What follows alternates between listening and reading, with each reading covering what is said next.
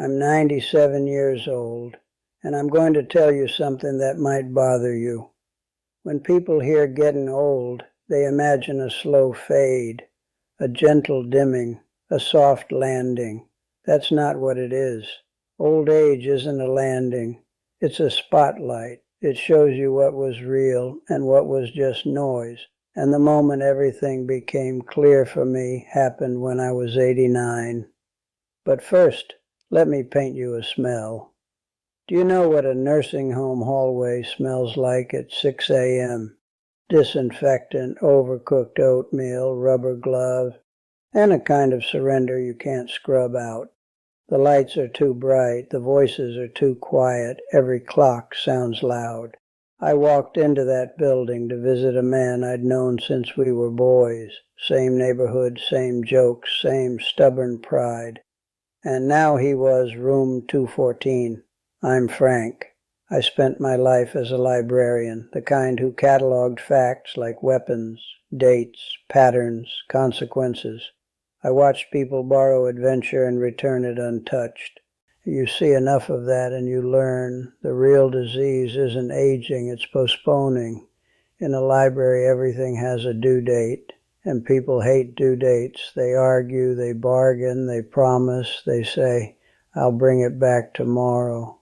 But time doesn't waive late fees. It just collects. So when I tell you this, I'm not guessing. At 89, my daughter drove me there because she was worried about my balance. She didn't say the word home, but it was sitting between us in the car like a third passenger. We signed in, a plastic pen chained to a clipboard, a laminated badge, a television blaring cheer in a room full of quiet faces, and that smell, again, like someone trying to bleach the idea of death out of the air. In the hallway, I heard a nurse say, he's a fall risk. Not his name, not his story, a risk. And then I saw him, my friend Eddie, staring at a television that wasn't even on, mouth open a little, eyes tired, like he'd been waiting for permission to go home and nobody remembered where home was. He looked at me and whispered, Frank, I'm done. And something inside me snapped into focus so sharp it scared me. Because Eddie wasn't only losing strength, he was losing authorship. His day belonged to strangers, meals, pills, sleep, dignity, scheduled. And here's what hit me. Most people don't lose their freedom in one dramatic moment. They trade it away in tiny installments, a little less walking, a little more sitting, a little less calling, a little more scrolling, a little less courage, a little more maybe next year. Now listen to me. The big lie you're living in is this. I'll start living when things finally calm down. Look, things don't calm down. They trade costumes. It's work, then kids, then bills, then health, then grief. It's after the holidays, then after the promotion, then after I retire. It's when I'm less stressed, when I'm in better shape, when the world isn't so crazy. You keep waiting for the world to get out of your way, and one day the world does, because you're the one who moved out of it. That hallway at 89 taught me the simplest, ugliest math. Someday is not a day on the calendar. Someday is a trick word. Let me give you a parable you'll remember. It was 1983.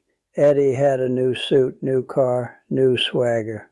We were sitting on his porch after a big deal. He closed and he said, 5 more years, Frank. 5. Then I'll breathe. Then I'll travel. Then I'll see my own life. He said it like the universe cared about his timeline.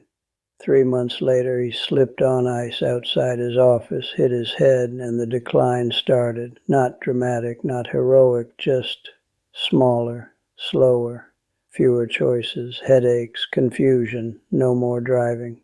Then stairs became a negotiation. Then phone calls got shorter. Then invitations stopped.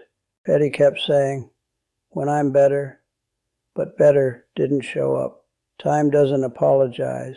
It doesn't reschedule. And here's the cruel part. The world kept going. His job replaced him. The clients forgot. The emails kept arriving like he was immortal. I went to his office once to return a book he'd borrowed from me. His desk was already someone else's. A new nameplate, new coffee mug. Same grind. That's when I understood. Your job is a contract, not a family.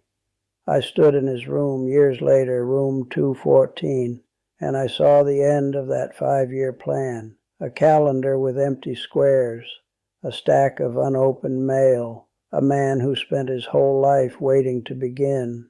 So I'm asking you the knife question. If you died tomorrow, would you be satisfied with how you're spending today? Not impressed. Satisfied. If the answer tightens your stomach, good. That's your soul grabbing your sleeve. Look, I don't replay the meetings. I replay the Sundays I rushed through, the calls I didn't make, the dinners I missed because I was busy. At 89, I could smell my own future in that hallway, and I decided I'd rather be tired from living than rested from waiting. If you're 30 or 60, you're not too late. The window closes. One day you wake up and your body negotiates with gravity. That's why the rules are simple. They must work even when you're tired. Right. So here are my 3 rules. Not slogans. Rules. Because rules are what you use when your feelings lie to you. Rule 1. Stop renting your life to other people's expectations. Your career will take everything you give it and still ask for more. Your phone will swallow your hours like a drain. Other people's opinions are a tax you never agreed to pay. Action. Today, cut one obligation that drains you. One meeting, one favor. One sure you don't mean. Say no, cleanly. And use that hour for something real. A walk, a meal, a book, a nap without guilt. If you need a start, delete one app that steals your evenings. Rule 2. Practice the last time. One day you will do ordinary things for the final time. Coffee, a hug, a voice you love. You don't get a warning bell. I outlived my wife, and I assumed we had more ordinary mornings. Then one day the house went quiet in a way it never had before. The last time had already happened without permission, and it taught me this. Love isn't a feeling you store, it's a verb you do. Action. Pick one routine you do on autopilot and do it like it matters. Taste the food. Look at the sky. Hold the hug 2 seconds longer. Say the gratitude out loud, even if it feels awkward. Take the long way home once just to remember you're alive. Rule 3. Choose connection over accumulation. I've been to more funerals than weddings. I have never seen a U-Haul behind a hearse. Your stuff becomes future trash in somebody else's hands, but the love you gave, that echoes. Action. Call one person today, not text. Call. Say the honest sentence you keep postponing. I miss you. I'm sorry. I love you.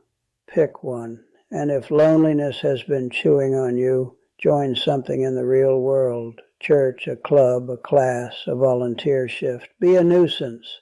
Insert yourself. Don't disappear quietly. And before you tell me you're too busy, listen. Busy is not a badge. Busy is a thief with good marketing. At 89 in that hallway, I realized the home Eddie wanted wasn't a building. It was dignity. It was being treated like a person, not a schedule. So I made changes, small, ruthless changes. I stopped postponing joy like it was irresponsible. I started acting like time is a limited currency, because it is. Here's my hard call to action right now. Tonight before you sleep, 1. Write one name you've been neglecting. 2. Write one thing you keep saving for later. 3. Write the habit that's quietly stealing your life. Then do one move. 1. Make the call, take the walk, book the thing, tell the truth.